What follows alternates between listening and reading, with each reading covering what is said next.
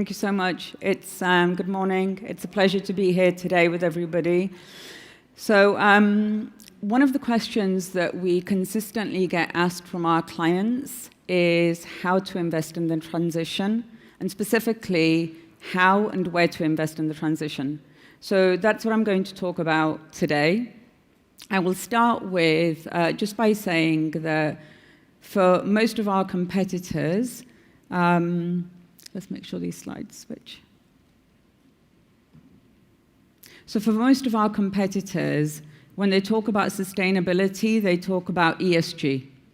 And what I would say is this is really version 1.0 of sustainable investments. You know, I'm not going to say it's a tick box exercise, I'm going to say it's 1.0. For Lombard Odier, when we talk about sustainability, we talk about economic activities. So I think for economic activities, it's really important to understand two specific dimensions, and that's what we look at. So this is how our framework to say, how do we invest? We'll start with the first dimension, and this is really about alignment. And so when we talk about alignment, what are we talking about? We refer to how are companies responding to the sustainability transition? Are they speeding it up? Are they slowing it down? If they're going fast, how fast are they going? Then we will look at are they doing any harm in that transition, either to the environment or to society? And so that's the second dimension that we will assess.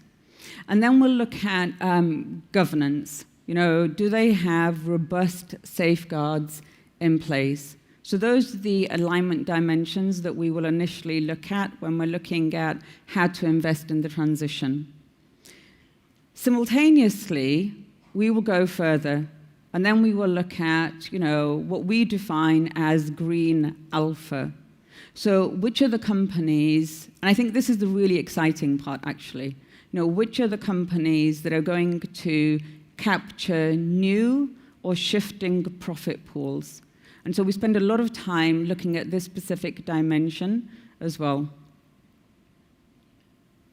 When we put all of that together, you know, this is what the framework looks like. So this is a very simple graphic to show, you know, what this two-dimension framework looks like. And so we have the alpha dimension. So you'll see the arrow on well, let's have a look. Is it up? There we go. So you have the alpha dimension, which is on the left or right, and then you have the alignment dimension. And so I think that what's really important to understand is when you're looking at these two dimensions, it's not every single company that is going to be aligned or necessarily produce green alpha. And so we can take the example of the copper mining company. It is very well positioned to generate alpha, but what we would look at is to say, you know, is it, so alpha, tick, is it aligned? Not necessarily. So, you know, when we look at their environmental objectives, there may be some pollution issues. When we look at the social objectives, there may be some workers' rights issues. And then when we look at reputational issues, there may be not so strong governance in place. And so when we're looking at, you know, what are the other sources of alpha that we might explore instead, we would look at, you know, an EV company. So where do we go from there? So I will take the example of Mercedes. So this is a company that we like, and some of you, I think Hubert talked about, you know, China and the EV market. So some of you might say, well, Mercedes, why is that in here? And so the reason why we like Mercedes is, one, it ticks all of the boxes in terms of alignment, so tick, but then it also ticks the green alpha quadrant, which is really important for us in terms of generating returns. So alignment, you know, it's leading through CapEx and OpEx. doesn't harm other environmental objectives. It's actually got really good waste process in place, additionally in terms of recyclable steel, etc. So, it's perfectly aligned, and there's very good governance structures in place. And when we look at the green alpha dimension, it's benefiting from a 24% growth forecast in the EV market.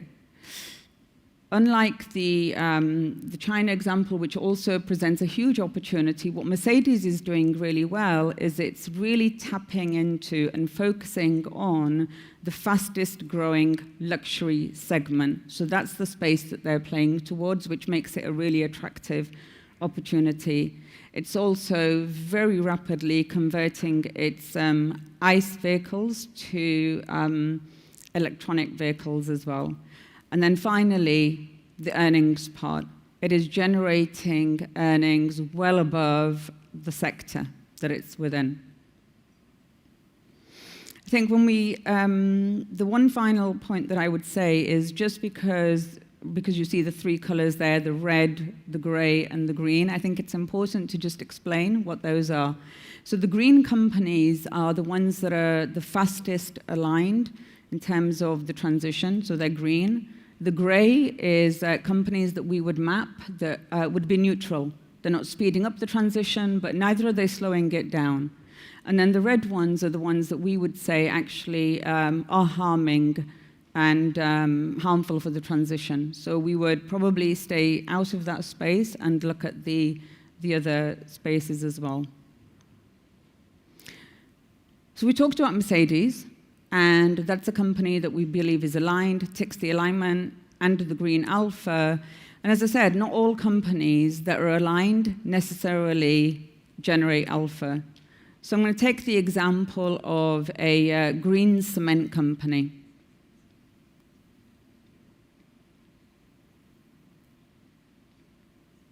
So a green cement company, we can talk about leading manufacturers of green cement, which might be contributing to mitigating climate change. Getting wrapped up. So it's perfectly aligned in that sense. It's not harming the environment. In fact, it's actually very good at looking at waste manufacturing, recycling. So it's perfectly aligned. And then it meets really great social governance objectives. But actually, what's really important from an investor perspective is the green alpha dimension could be missing.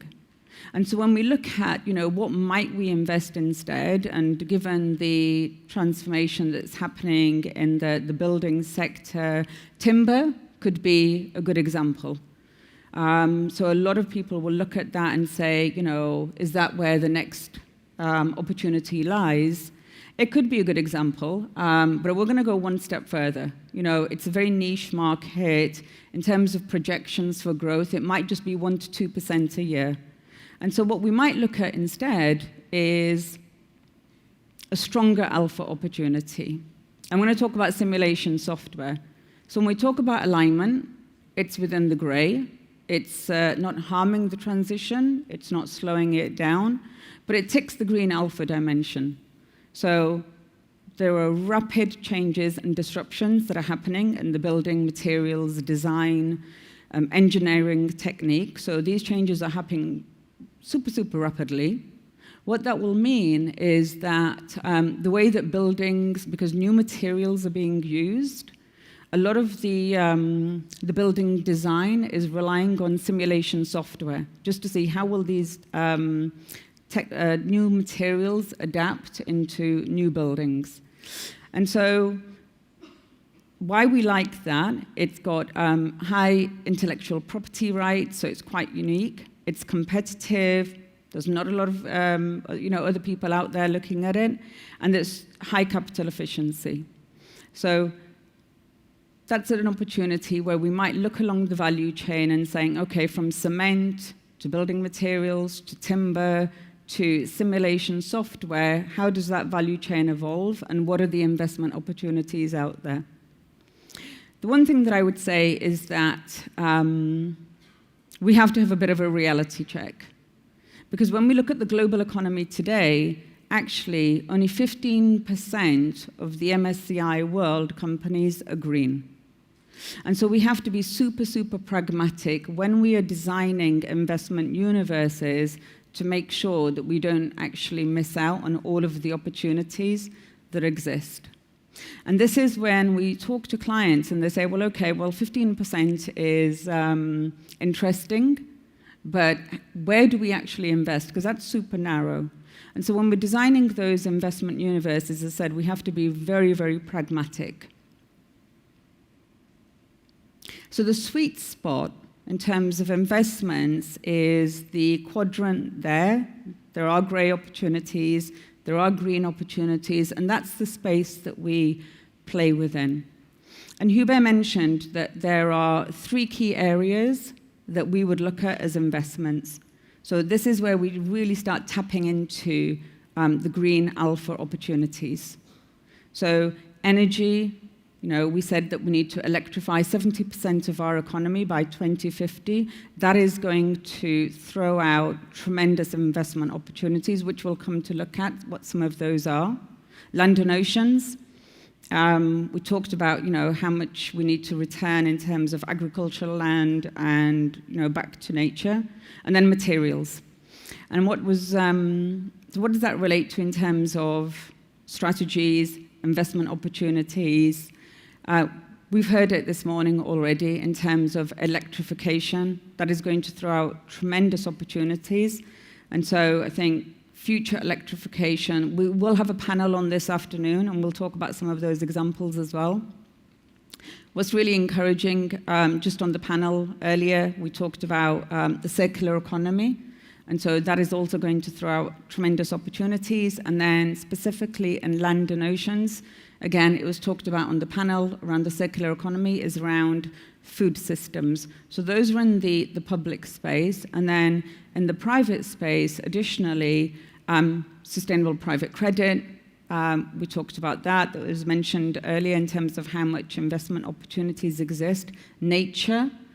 We just heard it on the panel this morning around investments in real estate. We heard about coffee production, and those are some of the strategies that we're looking at ourselves.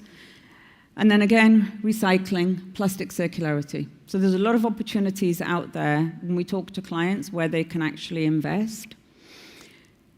Going one step further, I think there's a lot of bespoke opportunities for investments as well.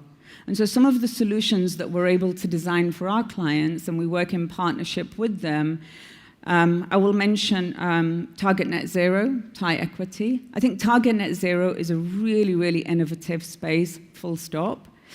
This particular strategy is super innovative. So, it's specifically focusing on Thailand. It's promoting climate change and mitigation, and it's aligned to the Paris Agreement through forward-looking decarbonization metrics. Another bespoke solution, again, is around global thematics. And so this specific solution was designed for one of our clients in the UK. It's the fastest growing pension fund. It's promoting climate change, and they've committed to putting $6.3 billion into that strategy by 2030. So I think this gives you a very good sense of how to invest, looking at that 2-dimensional framework. Also, what are the opportunities that are going to create green alpha?